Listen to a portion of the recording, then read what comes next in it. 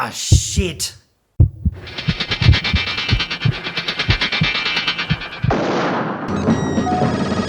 Better, stronger, faster.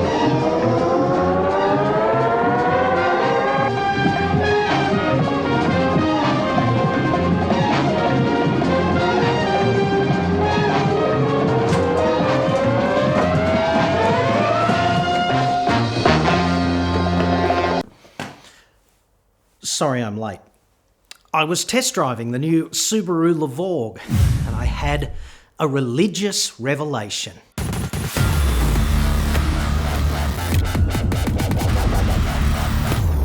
So I'm test driving the latest Levorg, world's stupidest name for an awesome WRX wagon, and it hits me. Mercedes-Benz, Audi, brands like that, they're tantamount to a religious delusion.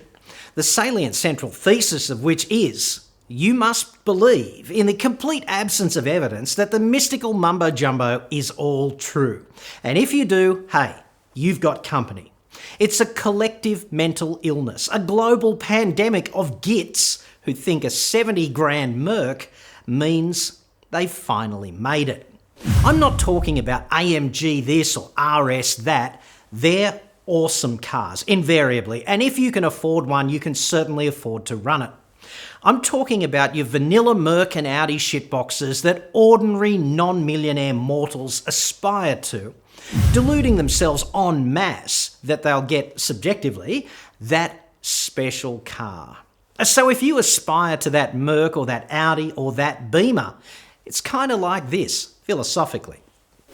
If I check into a flea trap motel in Memphis, then eat an In-N-Out burger and chug half a bottle of bourbon, and if I believe I'm actually consuming the body and the blood of Elvis Presley, I'm nuts, certifiably nuts.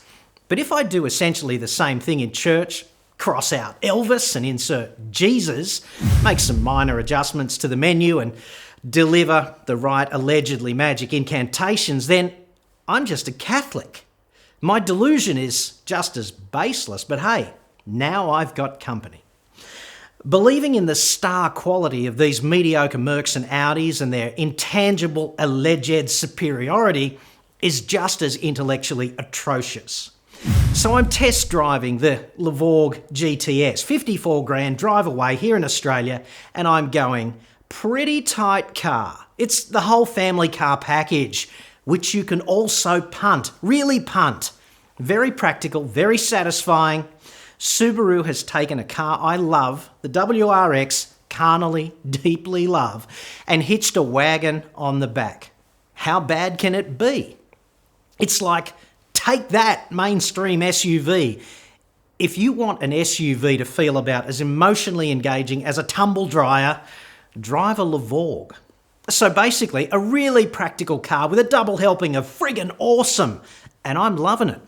So I'm going, how would this baby compare with a car that many people consider to be a benchmark, like the C-Class, the C250 wagon? Pretty similar cars on paper, amazingly similar on objective fundamentals. In fact, if you popped out of warp drive and landed here from Proxima Centauri tomorrow for a weekend of, terrestrial probing, which as I understand it is a very popular alien pastime, which would you conclude is the better car, after probing it extensively with your extra-galactic sensors?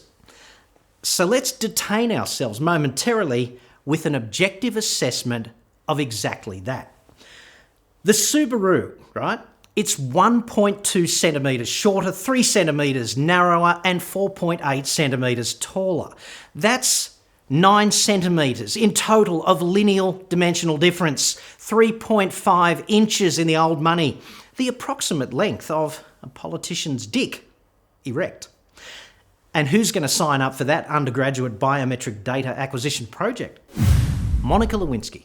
She's qualified, having already inspected the bill. So the two vehicles are about the same size, essentially, both with 2-litre direct injection turbo petrol engines. One's a boxer, one's inline. Both suck the same fuel, 95 RON premium. But the Levorg makes 27% more power at essentially the same revs, and exactly the same flat peak torque response across a band of revs 2,800 revs wide. Levorg is 45 kilos heavier on tare weight, but it's not enough to offset the power difference. Levorg's power to weight is actually 24% in front of the C-Class. That's a lot. And Levorg drives through all four wheels, so it's sure as shit going to get off the line faster, especially in the wet. These are objective facts, perhaps inconvenient ones, but not some body and the blood of Elvis mumbo-jumbo about alleged Merc mystical magic. You get leather adaptive cruise control, lane departure, GPS, climate air, proximity key, power folding door mirrors, the same warranty on both cars. So that's nice. But the C250 comes only with a reversing camera. Levorg adds a side camera vision setup to that. And Levorg has a standard sunroof and standard fog lamps. That's $3,500 extra on the Benz. Not exactly an inconsiderable additional sum at these kinds of price points. Levorg's got standard heated seats with memory for the driver. That's $1,000 extra in the C250. And premium paint is about $1,500 on the Benz. It's free on the Subaru. So let's see, it's about $54,000 for the Levorg GT-S, but the unoptioned C250 is more like $72,000. And when you add the sunroof and the seats and the paint, it's $78,000. That's a $24,000 price hike over the Levorg, with significantly less performance and less tractive effort every time it rains. And Levorg's got Eyesight, Subaru's brilliant camera-based safety system that detects pedestrians and does a lot of other clever stuff. And Consumer Reports in the US is on the record saying the C-Class's reliability is, what's that word? It's shit.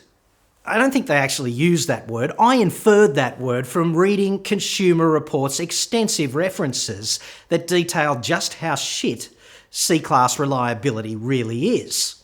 Mercedes-Benz can't be charging more for legendary German build quality.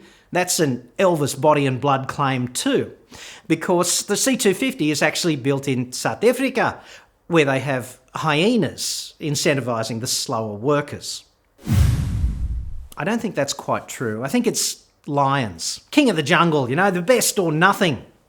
So people are paying a $24,000 premium, nearly 50% more for an objectively worse car with an allegedly better badge. This is a delusion of religious enormity. I mean, you have to believe the C250 is better in the complete absence of evidence to support this claim. And now, an important message from our sponsor.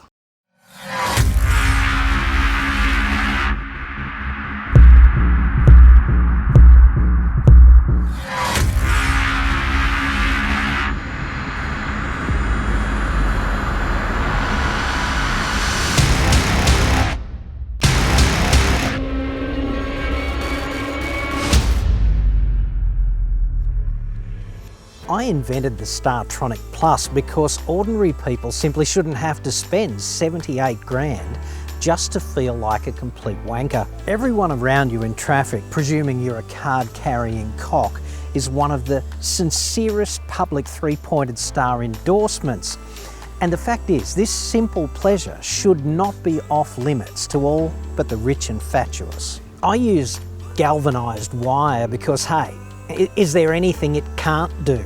With Startronic Plus, people everywhere start to treat you differently. More like the twat you've always wanted to be but couldn't quite afford.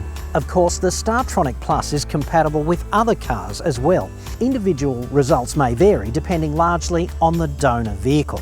Order your Startronic Plus today and receive totally free detailed plans for my upcoming Ringtronic Quattro Plus SUV upgrade kit. Don't pay almost $120,000 for a Slovakian shitbox. Why not start with a superior value SUV and then just upgrade the intangibles?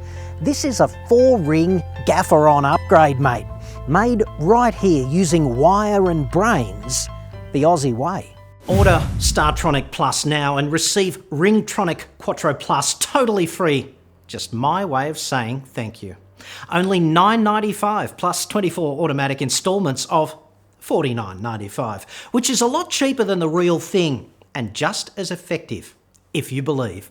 Call 1400 867 737. That's 1400 TOSSA. Call now. I'm waiting. May not be real products. Individual results may vary. Some assembly is required. Warranty may be void in some jurisdictions. Not actual trademarks, which are obviously substantially different. Side effects may include making you less attractive to the kinds of hot, vacuous bimbos you generally fantasise about shagging. Ordered today, supplies are strictly limited to the number of orders received. The premium brands are black holes. They've got this immense gravitational field, and plenty of people get sucked in over the event horizon into the premium parallel universe where poverty premium can actually be aspired to rationally. Belief, bourbon and burgers and some galvanised wire. That's all it takes. Is that you, Elvis? It's me, Priscilla. Are you lonesome tonight? Meanwhile, back on Earth, it's impossible to justify cars like the C250. At least it is if you're using an objective benchmark like the Subaru Levorg. You can delude yourself into thinking one of these allegedly premium vehicles is superior, but the reality is vehicles like the Subaru Levorg GT-S, Hyundai Santa Fe Highlander, Kia Sorento Platinum, Mazda 3 SP25 Estina, Mazda 6 Atenza, etc. are objectively sensational. So sensational, they open the bomb bay doors and take a halo dump over all poverty premium alternatives, dollar for dollar.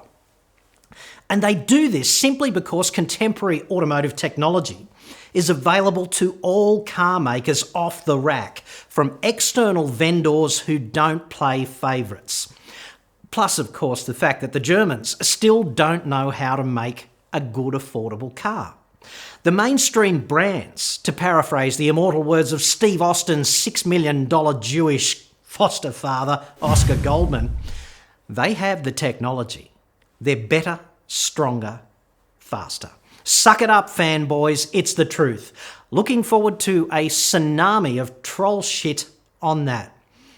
I think that's a brand new word, and you heard it here first. Of course, if you are domiciled in Australia and you want the right advice on a new car, stalk me via what the dumbest George Bush referred to as the internets at autoexpert.com.au. I get new cars cheap and without the stress of dealing with a consummate arsehole. Correction, professional car salesman. No need to genuflect, eat the wafer or quaff the wine or scribe a star in a circle. Leave a comment below instead. Try to be rational and subscribe for regular updates. I'm John Cadogan. May the force be with you, and thanks for watching.